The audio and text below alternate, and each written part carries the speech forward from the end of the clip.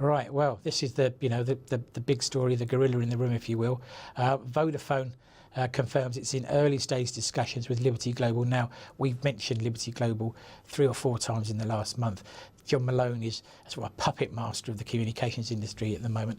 This potential deal with Vodafone has been mooted and talked about for some time, but it's not perhaps the deal that the market was anticipating. So they're talking about an asset swap, an outright merger. Although I've since seen that Bloomberg is saying that an outright merger is probably now off the cards.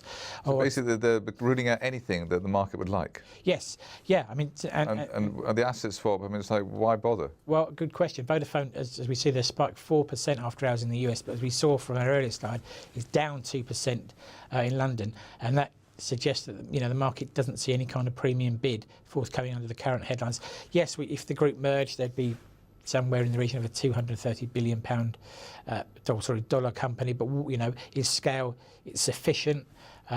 Liberty boss John Malone had said previously, though, that he's not interested in the non-European operations, so Vodafone will probably need to sell off some non-core networks to go ahead with the deal.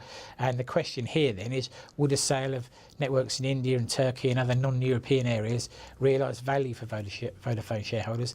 And I have to question whether it would. I mean, perhaps someone like Carlos Slim or one or two other groups might be interested in buying some of those established networks. But really, since Vodafone got out of Verizon Mobile, it's been almost like a rudderless ship searching for direction, and I don't think this is necessarily.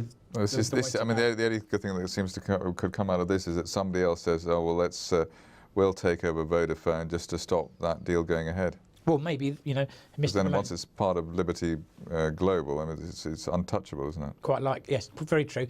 But I wouldn't put it past John Malone to sort of make this move, to do just that, to put Vodafone into play.